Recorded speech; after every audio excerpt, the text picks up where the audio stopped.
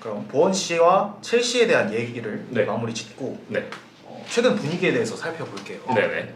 21-22 시즌 초반이지만 네. 리그 1위를 달리고 있어요.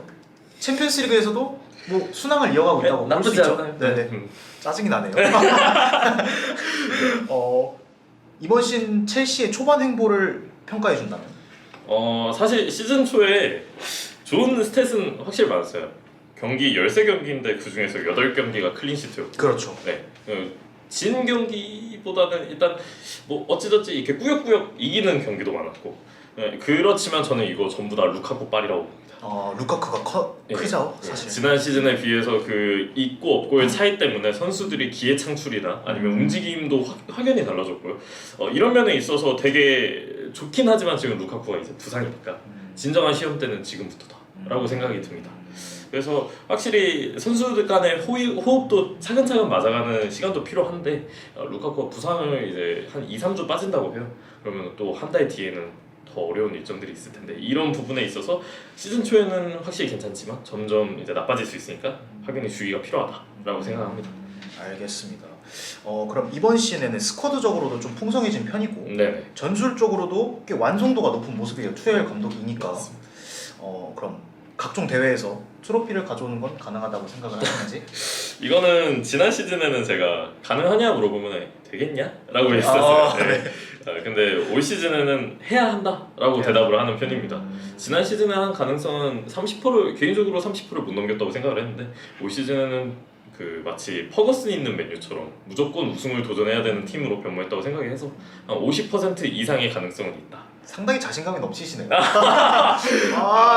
제가 미우신가요? 이렇게 자신감 있는 거면 안 되는데. 죄송합니다. 알겠습니다. 네. 좋아요. 네. 자신감, 본인의 팀에 대한 애정이니까. 프라이드입니다. 그렇죠. 네. 하지만 이렇게 좋은 행보를 이어가고 있지만 네네. 공격력에는 아까 말씀해 주셨듯이 루카쿠 빨이 좀 있어요. 네, 맞습니다. 문제가 좀 있는 편이죠. 네네. 공격력에 대해서는 어떻게 생각을 하고 계신가요? 이게 그 첼시 선수들이 유로 일정도 있었고 그 시즌 끝나고 나서 그 다음 시즌으로 넘어가는 사이에 모신 선수들이 19명 정도 돼요. 그래요? 네. 근데 이 선수들이 주전만 있는 게 아니고 로테이션 포함해서 있다 보니까 그러다 보니 좀 시즌 시작했을 때 체력적으로 좀 지쳐 보이는 게 많죠. 그렇죠. 그러다 보니 이제 공격수에 있어서도 베르너 같은 경우는 왕성하게 움직이는데 이 선수도 후반 가면은 점점 지쳐요. 스프린터가 줄어들고 이렇다 보니 저희 올 시즌에 전반 실점은 한 골밖에 없는데 후반 실점이 5골이 돼 있어요. 에너지나 텐션의 차이가 너무 큰 거죠. 그래서 체력적으로 조금 안배가 필요하다고 생각이 드는데 안배가 안 되고 계속 혹사를 시키다 보니 계속적으로 공격에 부진이 있고 그렇다 보니 상대에게 공격을 허용하는 시간이 많아서 실점이 잦아지고 이런 좀 악순환이 있는 것 같아서 개인적으로 좀 로테이션 가동이 좀 필수적이지 않나. 로테이션으로 공격력을 좀 끌어올릴 수 있다. 예, 지금은 루카쿠, 베르너, 하베르츠 너무 의존도가 높은데 하베르츠는 요새는 좀 제외가 되긴 했지만 의존도가 너무 높다 보니까 이 선수 외의 방법도 지금 아예 터득하지 못한 느낌이고 그리고 체력적으로 이 선수들이 너무 힘들어해요. 그런 면이 좀 아쉬운 것 같습니다. 근데 아까 전반전에 1골 실점하고 후반전에 5골 실점했다고 말씀하셨잖아요. 6골밖에 실점을 하지 않았나요? 네. 어쩌다 보니 맨디가 다 했습니다. 맨디가. 다른 팀 팬들 놀리는 건가요? 아닙니다. 알겠습니다. 그런 거 아닙니다. 알겠습니다. 네. 그럼 뭐 선수에 대한 이야기도 하지 않을 수가 없어요. 네네. 특히 조르지뉴. 올게 맞습니다. 사실 양날의 검이잖아요. 네, 맞습니다.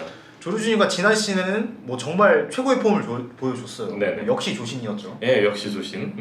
이번 시즌에는 투엘이 선발과 교체를 오가게 하고 있습니다. 네네.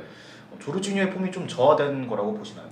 이거는 앞에 말했듯이 좀 조르지뉴도 A매치를 많이 소화했어요. 유로는 우승까지 했으니까 맞아요. 그 일정을 이렇게 차곡차곡 쌓아왔고 그러다 보니까 조금 많이 혹사당한 기운이 있어서 투엘 감독은 그런 얘기를 하더라고요. 지금 뭐 마운트 왜 안 나오냐 조르지뉴 안 나오냐 잠깐 휴식 취하는 거다 애 너무 지쳐 보인다 이런 식으로 얘기를 하고 있는데 저는 그거랑 더불어 이제 실험적인 중원 구성을 투엘 감독이 시도를 해보는 것 같아요. 예를 들면 이제 로프터스 치크를 가장 후방에 배치를 하고 코바치치 캉테 이렇게 둔다거나 아니면 사우를 조금 더 와이드하고 세컨드 스트라이커 위치까지 배치시킨다든지 이런 식으로 좀 실험적인 중원을 구성을 해보고 있는데 이제 조르지뉴 같은 경우는 투엘 감독 입장에서는 믿는 카드죠. 그래서 믿는 카드 좀 아껴놨다가 나중에 결정적으로 쓰자 이런 느낌인 것 같아서 폼 저하라는 조금 거리가 있는 것 같습니다.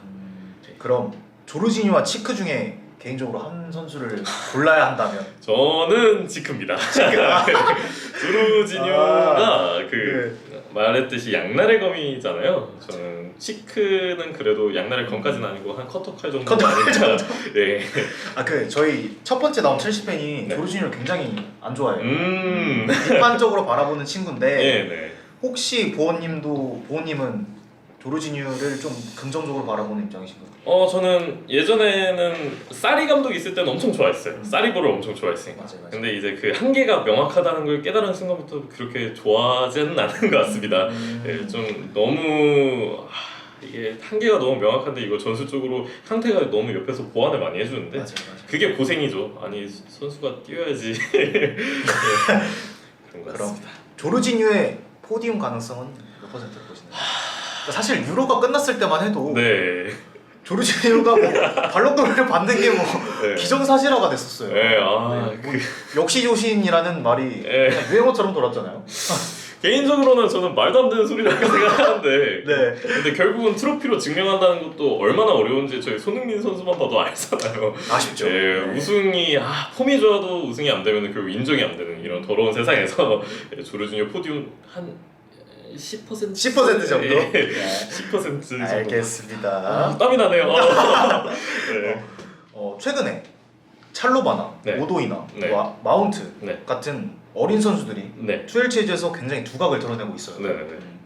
이런 유망한 자원들이 제목 이상을 해주는 거에 대해서는 어떻게 생각을 하시나요? 저는 일단 아카데미 선수들을 엄청 좋아합니다. 음. 제가 U13 경기까지 챙겨보는데 첼시 오. 같은 경우에는 근데 이제 U13 때 봤던 선수 중 하나가 찰로바였어요.